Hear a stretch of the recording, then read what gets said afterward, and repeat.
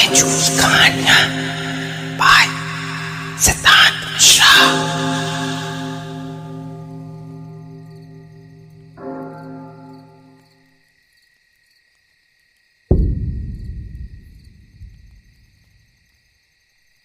नवंबर 2019 में मैं अपने 3 दोस्तों के साथ, जिनमें से 2 सगे भाई थे, इक्वाडोर के इबारा शहर के बाहर उनके पुराने घर में गया। उस जगह का एक अनोखा अट्रैक्शन था। वहां पहुंचने के लिए आपको 80 के दशक में बने इस जंग लगे पुराने पुल को पार करना पड़ता था। उन दोनों भाइयों में से एक ने यूं ही बताया कि पुल के नीचे का इलाका काफी अजीब है। लोकल लोगों का कहना है कि लोग वहां काला जादू करते हैं, मुर्गियां, बिल्लियां और कभी कभी तो इंसानों की भी बलि देते हैं। दूसरे भाई ने आगे बताया कि इबारा को अनऑफिशियल रूप से इक्वाडोर के सबसे शैतानी और जादू टोने से जुड़ी एक्टिविटीज वाले शहर के रूप में जाना जाता है। मैं इसे कभी कंफर्म नहीं कर पाया, लेकिन ये बात मेरे जहन में बस गई। जैसे ही हमने अपना सामान घर में उतारा, मेरा दूसरा दोस्त जो ग्रुप का मजाकिया था, हंसा और बोला, अगर यहाँ कोई बुरी आत्मा है तो उसे जाहिर होने दो, कुछ नहीं हुआ, कम से कम तुरंत तो नहीं। उस रात बाद में हम तीनों, मैं, उन भाइयों में से एक और वही दोस्त जिसने मजाक किया था, इस लंबे और चप्पे कमरे में बैठे थे जो पहले एक गैरेज हुआ करता था। उसमें 3 लोहे के बंक बेड्स थे, एक छोटी सी मेज और दूर दीवार से सटी एक बड़ी सी पुरानी लकड़ी की अलमारी थी। मतलब ऐसा लग रहा था जैसे वो किसी और सदी का हो। हम दरवाजे के पास खड़े थे। शायद उस अलमारी से 20 फीट की दूरी पर हम एक जॉइंट पास करते हुए बियर पी रहे थे, जबकि दूसरा भाई किचन में और ड्रिंक्स लेने गया था। जब जॉइंट के हिट लेने की मेरी बारी आई तो मैंने कुछ सुना, एक साफ लकड़ी की चरमराहट, किसी पुराने बिस्तर या दरवाजे के कड़कड़ाने जैसी। लेकिन जी हुई मानो कोई चीज पुराने फर्श पर धीरे धीरे अपना वजन डाल रही हो। ये कुछ सेकंड तक चलती रही, लेकिन कुछ भी नहीं हुआ। मैं जॉइंट हाथ में लिए रुका और आवाज की तरफ बोला, और तभी मेरा खून अचानक से ठंडा पड़ गया।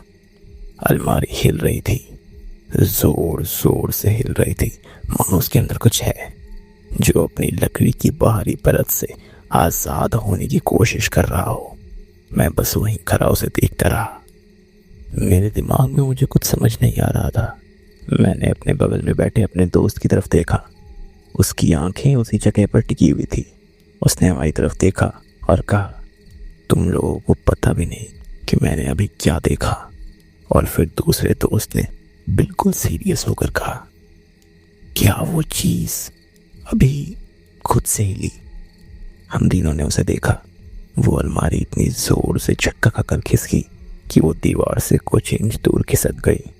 एक पल बाद दूसरा भाई बियर लेकर अंदर आया और रुक गया और बोला, अबे सालो, तुम लोग ऐसे क्यों लग रहे हो जैसे तुमने कोई भूत देख लिया हो?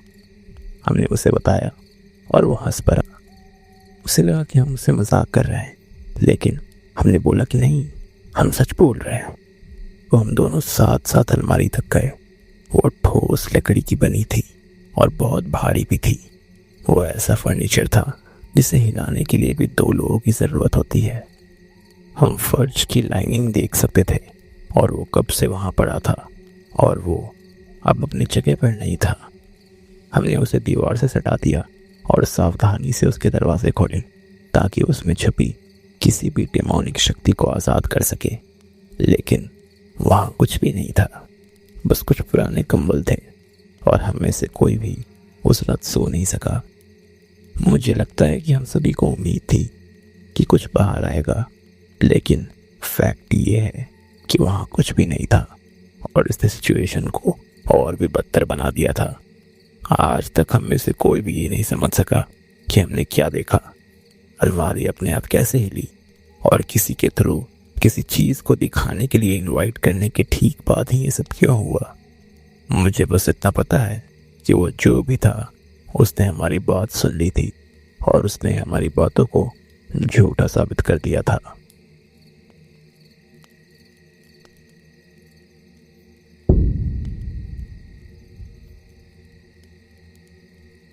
लगभग 4 साल पहले मैं दक्षिण पश्चिम सस्केचुआन में अपनी आंटी के फार्म पर रहने आई थी और उनकी जमीन पर बने एक पुराने घर में रहने लगी।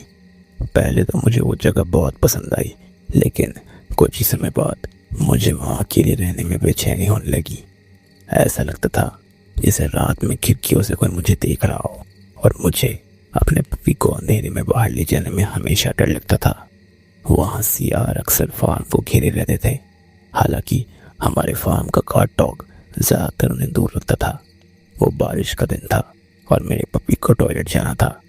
पास के खेतों में गायें बहुत शोर मचा रही थी और मुझे एक अजीब सी सीटी की आवाज सुनाई दी, लेकिन मैंने उसे उल्लू समझकर नजरअंदाज कर दिया। जैसे जैसे मैं अपने पपी से और ज्यादा परेशान होती गई कि तभी कुछ अजीब सा हुआ। मेरे पीछे से मुझे एक गहरी दबी आवाज सुनाई दी, जाओ। मैं शॉक्ड रह गई। वो फिर से दोहराई गई, जाओ जाओ, मानो किसी पुराने रेडियो से बोला जा रहा हो। मैं घूमी, लेकिन वहां कुछ भी नहीं था। जैसे ही मैंने अपने पपी को उठाया और जल्दी से वापस अंदर गई, वो आवाज एक बार फिर से आई, जाओ। मैंने बाकी रात घर के अंदर बंद रहकर लाइटें और टीवी चालू करके बिताई ताकि बाहर जो भी हो रहा हो उसकी आवाज दब जाए। अगली सुबह मेरे अंकल को खेतों में 2 मरे हुए बछड़े मिले। हालांकि और कुछ अनयूजुअल नहीं बताया गया। महीनों बाद मैं उनके फार्म से जा चुकी थी और उस स्टेट को भी छोड़ दिया था ताकि उन भयानक घटनाओं को पीछे छोड़ सकूं। हालांकि 2 स्टेट्स को छोड़कर ब्रिटिश कोलंबिया के अंदरूनी हिस्से में जाने के बाद कुछ अजीबोगरीब घटनाएं फिर से होने लगी। 1 महीने पहले सर्दियों के मौसम में मैं अपने कुत्ते को हमारे घर के पिछले वाले हिस्से में ले गई, जो एक हाईवे और फुटपाथ के पास है। वहाँ काफी अंधेरा था और मेरा कुत्ता, जिसे आमतौर पर बाहर रहना पसंद है, उसने अचानक दरवाजे से बाहर निकलने से इनकार कर दिया। मैंने उसे बाहर निकलने की कोशिश की, लेकिन वो अजीब बिहेव कर रहा था। वो लिविंग रूम में दबे पांव चल रहा था और गैरेज की ओर घूर रहा था। फिर बिना किसी चेतावनी के वो मेन रूम की ओर भागा और मुझे अंदर खींच लिया। मैंने गैरेज की ओर देखा, लेकिन वहां कुछ नहीं दिख रहा था। मुझे बस एक बेचैनी सी महसूस हुई और तभी मैंने फिर से उसकी आवाज सुनी, एक जानी पहचानी सी सीटी। वही आवाज जो मैंने सस्केचुआन में सुनी थी, जाओ। मैंने दरवाजा बंद कर लिया। अगले दिन मेरे बॉयफ्रेंड ने मुझे बताया कि हमारे किराएदार को अपने दरवाजे के बाहर मांस का एक टुकड़ा पड़ा मिला है। इलाके में कुत्तों को जहर देने की रीसेंट खबरों को देखते हुए हम और भी ज्यादा अलर्ट हो गए। अजीब बात यह है कि मुझे और मेरे बॉयफ्रेंड को भी एक जैसे डरावने सपने आने लगे, अक्सर जिंदगी और मौत के हालातों के बारे में, और हम अक्सर स्ट्रेस और थकान से भरे हुए उठते थे। जो कुछ भी हो रहा था उसे देखते हुए मुझे ऐसा लग रहा था जैसे कोई मेरा पीछा कर रहा हो और मैं सोच रही थी कि आखिर हो क्या रहा है। मुझे अब तक इसका कोई सॉल्यूशन नहीं मिला है। अगर कोई मेरी मदद कर सकता है तो प्लीज मुझे मैसेज करे।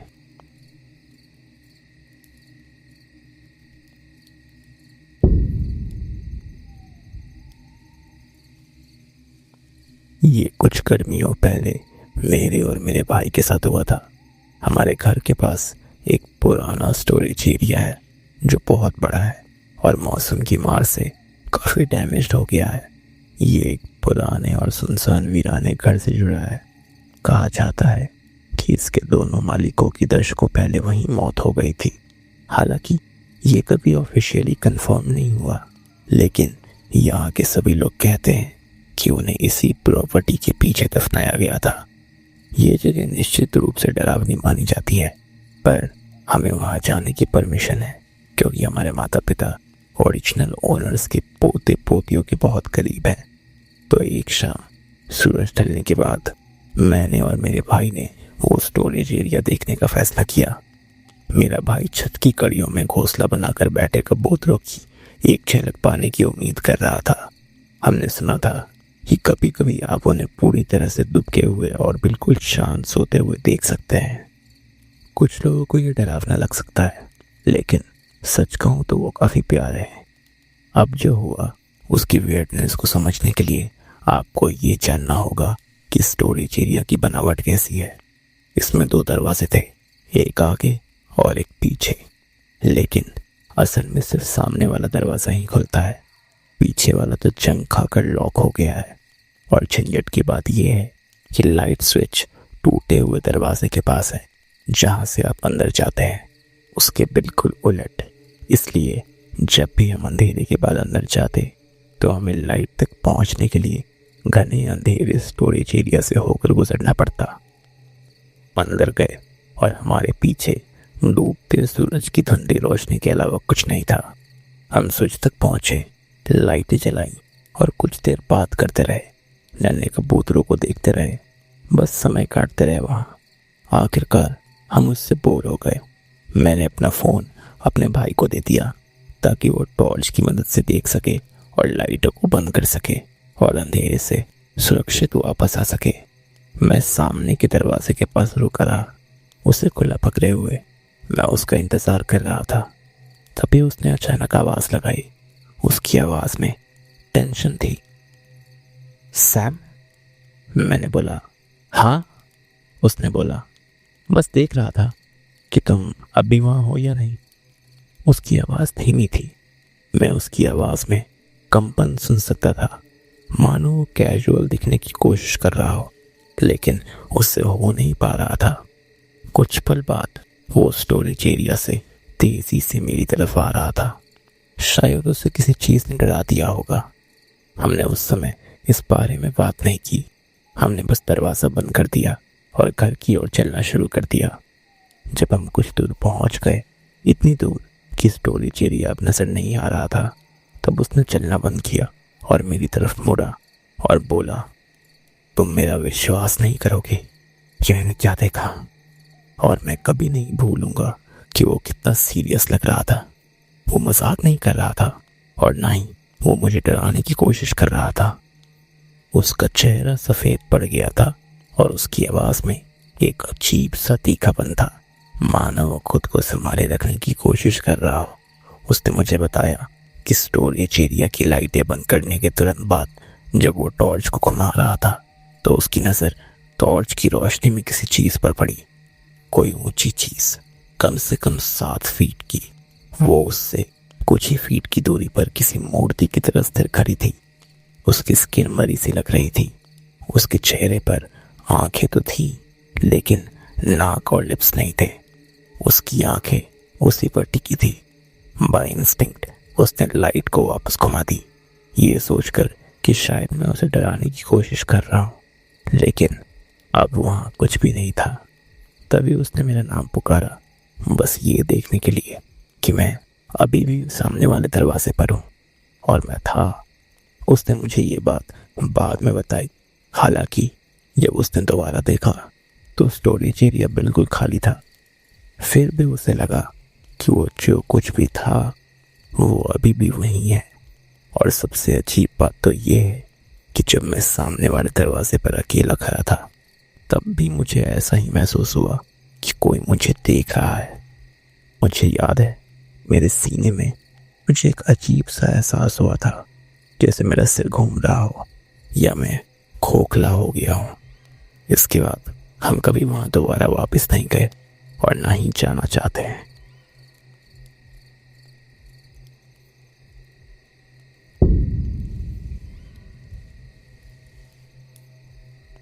उस समय हम अलबामा के घने जंगलों में रह रहे थे।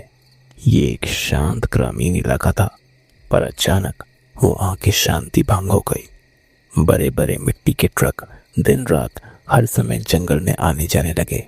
वो हमारी प्रॉपर्टी के कहीं पीछे से मिट्टी निकाल रहे थे, इसलिए नेचुरली हम क्यूरियस थे।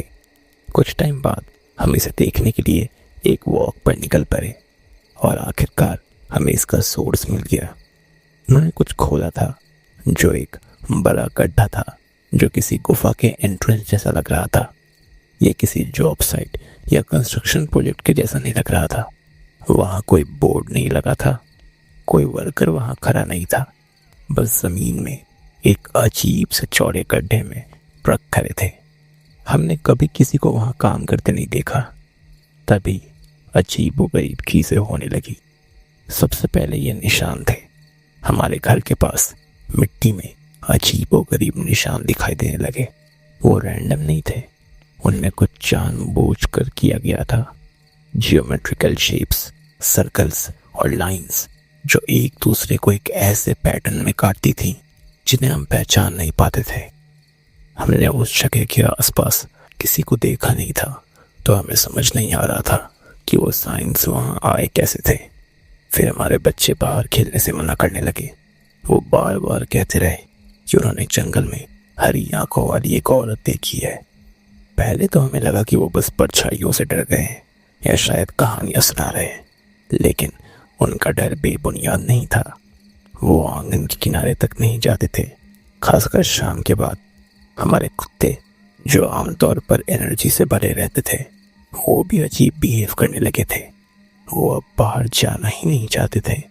कभी कभी वो बिना किसी कारण के भौंकते या गुर्राते थे, बस खिड़की से बाहर या जंगल की ओर देखते और कांपते रहते।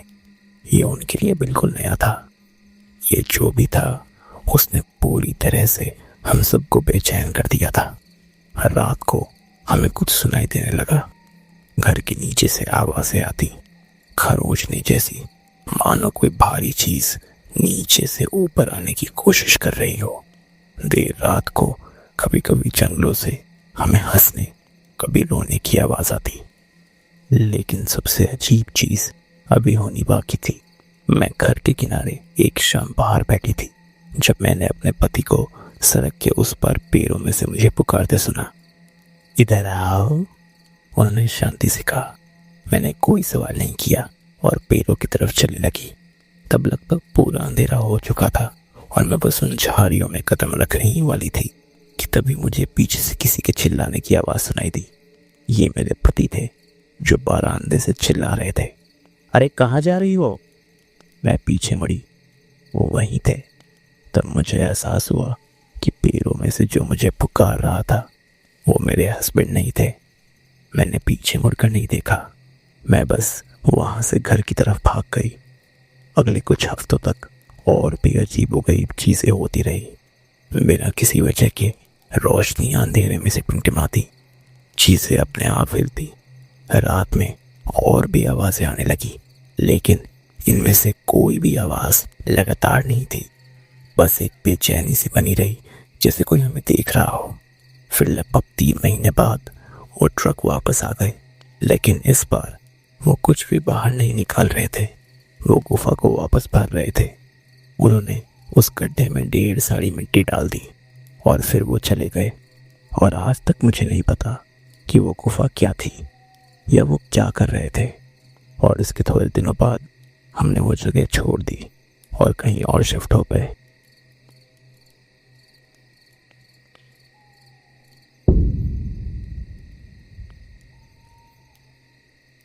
ये तब हुआ जब मैं लगभग 5 साल का था। मुझे नहीं पता कि उस समय वो क्या था। मुझे बस इतना पता है कि मैं इतना डर गया था कि मुझे नींद नहीं आ रही थी। वो एक हैलोवीन का पैम्पलेट था, वैसा ही जैसा आप अक्टूबर के आसपास किसी भी बस स्टॉप या वेलकम सेंटर्स में देखते हैं। इस पैम्पलेट के सामने एक जलता हुआ कद्दू था और मैंने उसे लैंकेस्टर के शहर के वेलकम सेंटर में देखा था। पता नहीं, पर उसमें कुछ ऐसा था जिसने मुझे डरा दिया था। मुझे याद है कि वो ऐसा लग रहा था कि जैसे वो मुझे घूर रहा हो। और उस रात मुझे बिल्कुल नींद नहीं आई। सालों बीत गए और मैं उसे भूल गया, लेकिन तब तक ही जब तक कि वो मेरी जिंदगी में वापस नहीं आ गया। मैं एक टीनेजर था उस समय, जब मैंने एक फास्ट फूड की दुकान से वैसा ही एक और पैम्पलेट उठाया। वो वही जलता हुआ कद्दू था। मैं उसे घर ले गया और अपने बैग में रख लिया बिना सोचे समझे। लेकिन उस पैम्पलेट को उठाने के बाद से ही मुझे कुछ अजीब सा लगने लगा। जब मैं सूरज ढलने के बाद शाम को घर पर अकेला होता, तो मेरा कुत्ता, जो आमतौर पर शांत और फ्रेंडली रहता था, वो काफी अटेंशन वाले मोड में चला जाता।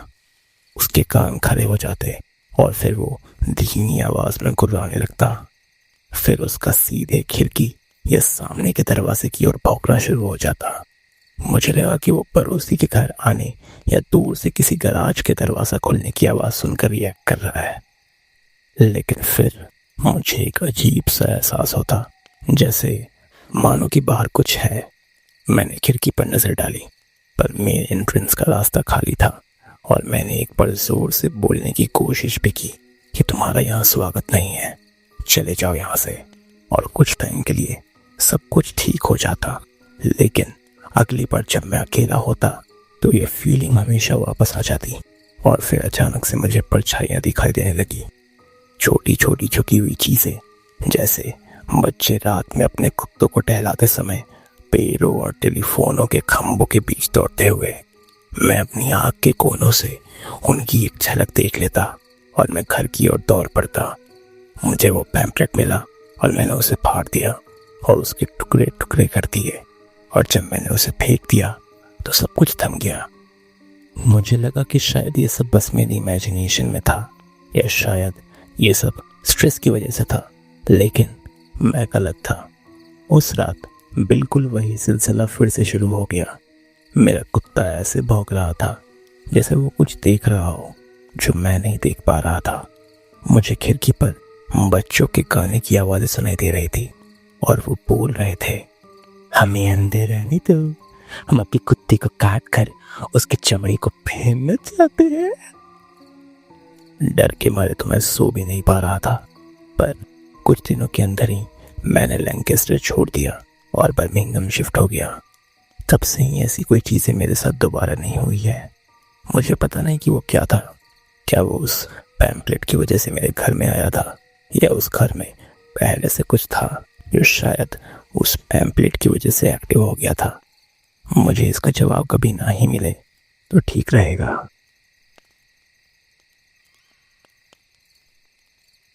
अपने दरवाजे और खिड़कियां बंद कर लीजिए, क्योंकि रात बहुत लंबी है।